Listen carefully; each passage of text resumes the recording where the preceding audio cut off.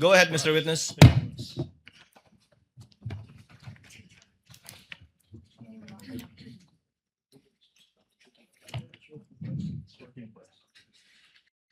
The specific statement, quote and quote, "Yes, huwag kang mag-alala ma'am sa security ko kasi may kinausap na ako na tao.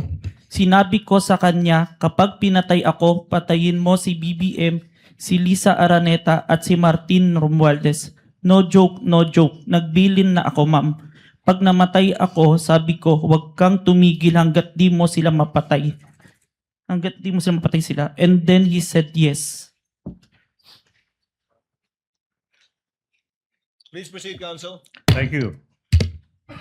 Now, in what particular portion of that video recording that you authenticated of that online media briefing on November 23, 2024, did the Vice President utter those words? If I may, sir, I think we should include the question first. It start at 1 hour and 15 minutes to 1 hour 17 minutes and 18 seconds, sir. Your Honor, so the witness manifested as an answer to the question in what portion he said, timestamps 1 hour 15 minutes 0 second to 1 hour 17 minutes 18 seconds, and we computed, Your Honor, please, it's a 2-minute 18-second portion of that video. At this juncture, Your Honor, please, bases have been laid. The nation can finally see it. The court will do. We move that's 2-minute and 18-second portion of that video be presented at this juncture, Your Honor, please. The Secretariat is instructed to play the USB given to the tech behind that was observed and witnessed by both counsels for the parties. Sorted. Kindly play the video. Vice President, thank you so much nga po pala sa dala niyong hopya nung hearing na pumunta kayo for PRRD. Kami yung nasa likod niyo po, yung tinawag nilang bastos kasi po malaki. Congresswoman. Kindly pause it. Kindly pause it. Ganyan ba talaga? Your Honor, please, Your Honor, please, the witness said that he would like to include the question propounded to the Vice okay lang. President. So, ganyan nga. Hindi nalalakihan yan. Ganyan na talaga yan? Or it will get bigger? It will get bigger, Your Honor, please. Okay. Please proceed. Yeah. Thank you, ma'am. Nakakain kami. Ako po ay natatakot kumain ng pagkain doon baka mamaya. Ma'am, mag-iingat po kayo. Nasa teritoryo kayo ng kalaban.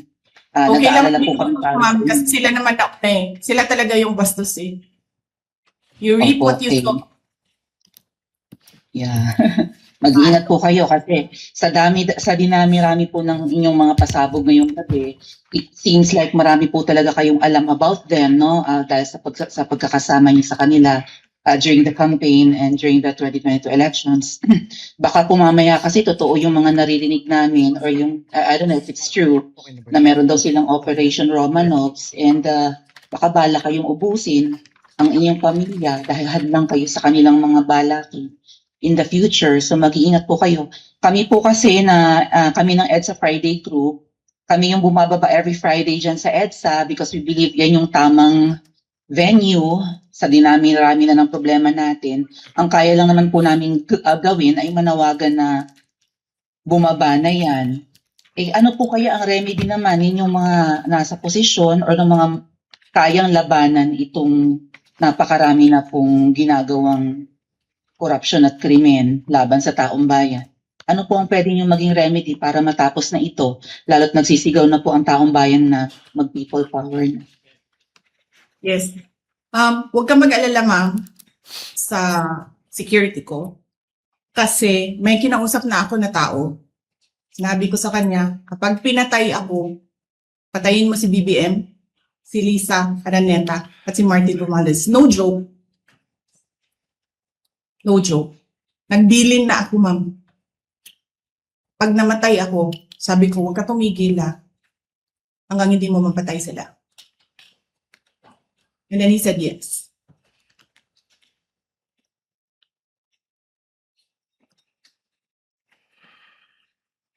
That's the end of that 2-minute and 18-second portion of the video, Your Honor, please. Pwede ba kita magpadayon? Can we continue? Counsel may continue, may proceed. Now, Mr. Witness, what relation, if any, does that video that you viewed with the video you mentioned earlier of the Vice President uttering that statement?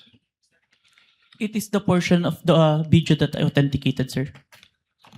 Okay.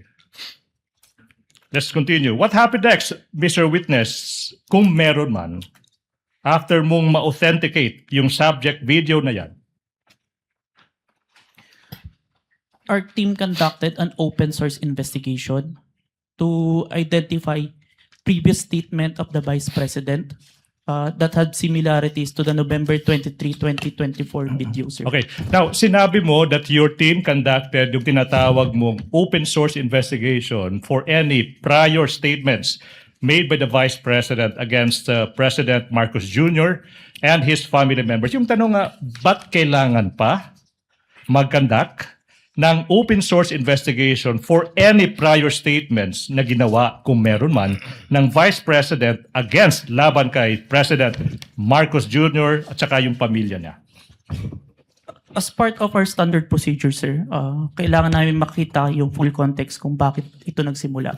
Kaya nagtingin kami ng mga prior statement made the Vice President against the President and the family. Alright. Now, ano ba yung naging resulta, kung meron man, sa naging open source investigation nyo, Mr. Witness? We identified a video, October 18, 2024, an online press conference held by the Office of the Vice President, sir. Now, ano ba yung nakita nyo, kung meron man, sa naging press conference ng Vice President on October 18, 2024? There were similar statements uttered by the Vice President against the President, sir. So sinasabi mo na on that October 18, 2024 press conference, may mga nasabi din na mga statements yung Vice Presidente laban sa President. Yung ba sinasabi mo, di ba? Yes, sir. Now, yung tanong is, ano ba yung naging mga parehong statements ng Vice President sa araw na yan, October 18, 2024? To said the exact statement, may I refer to my investigator's notes, sir? Move, Your Honor, that this witness be allowed to peruse his notes to answer the question as to ano ba yung naging exact statement ng Vice President on October 18, 2024, Your Honor, please. Witness may confer with his notes.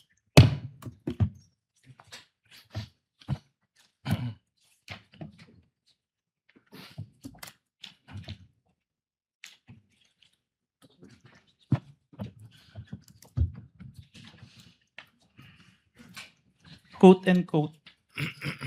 Gusto ko tanggalin yung ulo niya ba? I just imagine myself cutting his head. Wait. So, sinabi ng Vice President, gusto kong tanggalin ng ulo niya. I imagine myself cutting his head. Now, ano pa yung naging statement, kung meron pa? So doon na-realize ko, toxic na, di ba? Ganyan na yung imagination mo. Sinasakal mo na yung tao. And then, I said this is over. Alright. Kung meron pa, ano pa yung naging statement ng Vice President sa araw na iyan? Hindi marunong maging presidente ang nakaupo. Kasalanan ko ba yun? Kung meron pa, ano pa yung naging statement ng Vice Presidente sa araw na iyan? Hindi ko alam. Pero isang beses sinabihan ko talaga si Senator Amy. Sabi ko sa kanya, kung hindi kayo tumigil, huhukayin ko yung tatay nyo, itatapon ko siya sa West Philippine Sea.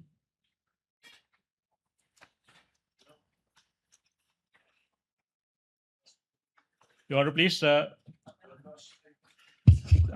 There's a manifestation of the good Senator Tito Soto. He did not hear the last statement. No such manifestation was heard by the presiding officer. Counsel may continue. Please proceed. Thank you so much.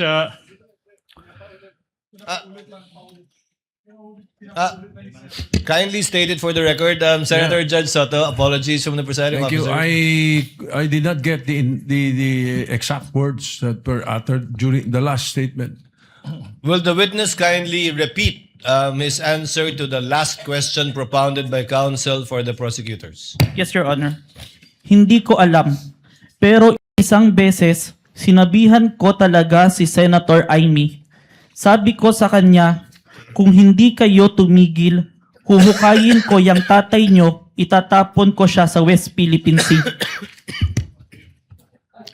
Huhukayin. Huhukayin. May proceed, Your Honor, please. Counsel may proceed. Ano pa yung naging mga statements kung meron pa ng Vice Presidente sa araw na iyan? Last statement, kung presidente nyo siya, okay lang. Ako hanggang vice president lang ako. Hanggang number 2 lang itong bansa na ito. Wala itong number 1 para sa akin. Are these all the statements, Mr. Witness? Yes, sir. Now, proceed. Now, ano ba yung nangyari kung meron man pagkatapos madiskubre ng NBI yung mga naging statements ng Vice President nung araw na yan, October 18, 2024? Like what we did to the main video, the November 23, I proceed to preserve and authenticate the October 18, 2024 video, sir. Again, for ano ba yung ibig sabihin when you preserve the video? It means that I make the necessary action to ensure that the evidence will be accessible at any time, sir. All right, now. Ano ba yung ibig sabihin? After mo ma-authenticate yung video, ano bang ginawa mo kung meron pa? I saved the video on my laptop and on a flash drive, sir. Now, sinabi mo yung flash drive kung saan sinave mo yung mga video recording mo sa mga naging statements ng Vice Presidente sa araw na iyan. Now, kung yung flash drive na yan ipapakita sa iyo, ma-identify mo ba yan? Yes, sir. Your Honor, please, we are now in the process of confronting this witness with a flash drive that is previously marked as Exhibit P14-11, small letter A for the prosecution, containing the recording of the October 18, 2024 press conference of the Vice President identified by the witness that is previously marked as Exhibit P-4-11 for the prosecution. Permission to unseal the flash drive. You may do so. Thank you, Your Honor.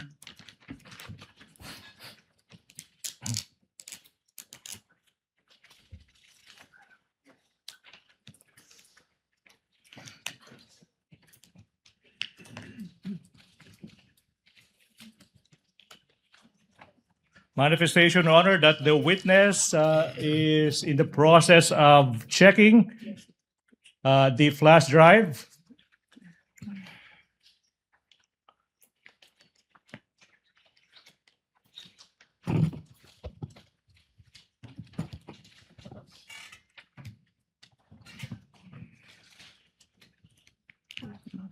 Question, Mr. Witness, what relation, if any, does that flash drive have with the flash drive you mentioned? This is the flash drive where I saved the recording, sir. All right. Now, okay. Now, Mr. Witness, you mentioned earlier that you authenticated the subject video by recording the same through open broadcaster software, and then you compared the contents of the recording and subject video. And you also said that you found out that the respondent said, etong sinabi niya, gusto ko tanggalin yung ulo niya. At saka, I imagine myself cutting his head. Do you follow? Yes. Now, Mr. Witness, in what particular portion of that subject video did the Vice President utter, gusto kong tanggalin yung ulo niya, I imagine myself cutting his head? Permission to refer back to my investigator's notes, sir. Witness may do so. Your Honor, may I approach the witness? Your Honor, may I approach the witness? Counsel may do so. Thank you, Stephen. For the first statement, timestamp 1 hour, 35 minutes, 57 seconds to 1 hour, 36 minutes, and 10 seconds. And on the part na I just imagine myself 1 hour 36 minutes and 52 seconds to 1 hour 36 minutes and 58 seconds, sir. Okay now, what about the statement that sinabi niya, so noon na-realize ko toxic na, di ba? Ganyan na yung imagination mo. Sinasakal mo na yung tao. And then I said, this is over. In what particular portion of the video did the Vice President utter that statement? From the authenticated video, timestamp 1 hour 38 minutes and 32 seconds to 1 hour 38 minutes and 48 seconds, sir. Okay. Now, what about the statement, hindi marunong maging presidente ang nakaupo? Kasalanan ko ba yun? In what particular portion of the subject video did the Vice President utter that? Timestamp 55 minutes 26 seconds to timestamp 55 minutes and 37 seconds, sir. Okay. Now, what about the statement that I quote, hindi ko alam. Isang beses sinabihan ko talaga si Senator Amy, pag di tumigil, huhukayin ko ang tatay nyo at itatapon ko siya sa West Philippine Sea. In what particular portion of the video did the Vice President utter those words? Timestamp 1 hour 11 minutes and 28 seconds to 1 hour 11 minutes and 42 seconds, sir. And finally, as to the statements, I quote, kung presidente nyo siya, okay lang. Ako hanggang Vice President lang. Hanggang Vice President lang ako. Hanggang number 2 lang itong bansang ito. Wala itong number 1 para sa akin. In what particular portion of that video did the Vice President utter those words? On timestamp 1 hour 4 minutes and 2 seconds to 1 hour 4 minutes and 16 seconds. Your Honor, this representation took notes of the timestamps. Your Honor, please. We now move we go to the next question. Now, Mr. Witness, I'm about to show you the specific portions of the recording of the October 18, 2024 press conference. Now, you tell us, after viewing these portions, what relations do they have with the subject video of that October 18, 2024 video that you identified, if any, okay? Now, Your Honor, we move that Attorney Stephen Magallaon be allowed to proceed to the technical booth to bring the flash drive and for the Secretariat to play specific portions of the video identified by the witness. Conditioned upon counsel being accompanied by a representative of the counsel for the respondent so that the exact same USB flash drive will be the one that will be played. To guide the Secretariat, Your Honor, please, these are the timestamps that the prosecution would like to present. First, from 1 hour, 35 minutes to 57 seconds to 1 hour, 36 minutes and 10 seconds. That's the first video. And the second video is from 1 hour, 36 minutes, 52 seconds to 1 hour, 36 minutes and 58 seconds. So move, Your Honor, please. Secretariat is instructed to kindly play the video in the presence of both counsels for the parties.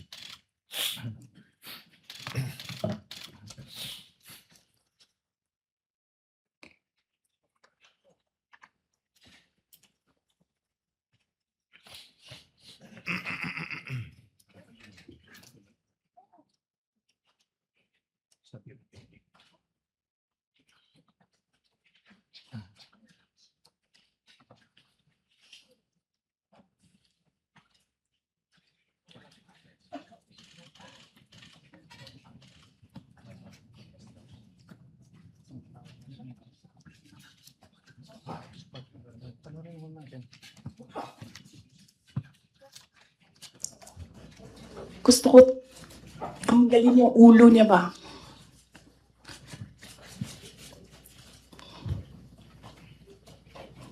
I realized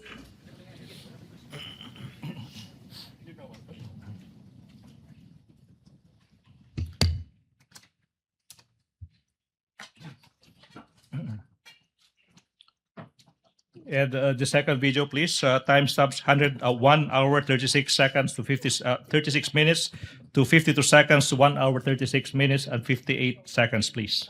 Oh, it's done. Is that it? Cutting his head. Gusto ko, ganun din ang gusto ko. Mr. Witness, you heard the Mr. Witness, you heard the Vice President mentioning cutting somebody else's head. Based on your investigation,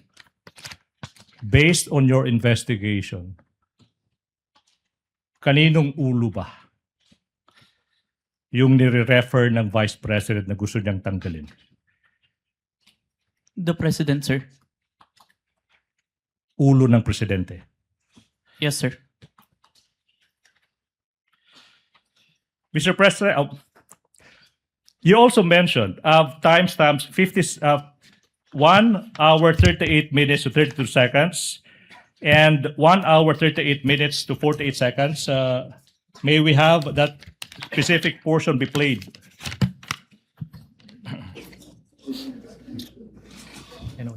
So noon, na-realize ko, toxic na, di ba? Ganyan na yung imagination mo. Ang imagination mo, sinasakal mo na yung tao. And then I said, this is over. Okay. Then what about from timestamps 55 minutes 26 seconds to 55 minutes 37 seconds, please?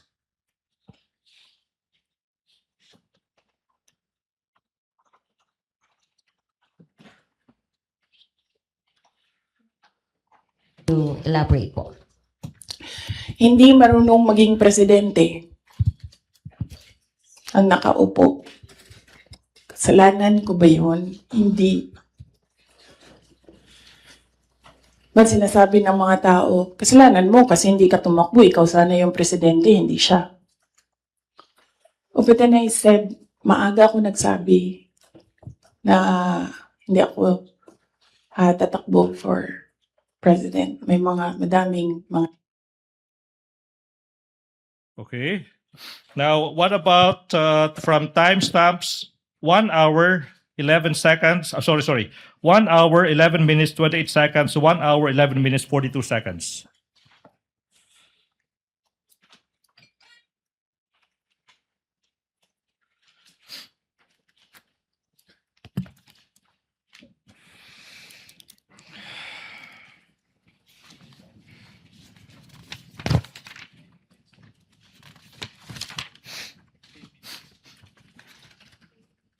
Hindi ko alam. Pero isang beses sinabihan ko talaga si Senator Aimee. Sabi ko sa kanya, kung hindi kayo tumigil, huhukayin ko yung tatay ninyo. Itatapon ko siya sa West Philippine Sea. Sinabihan ko si Senator Aimee. Thank you. What about from timestamps 1 hour 4 minutes to 02 seconds to 1 hour 04 minutes 16 seconds?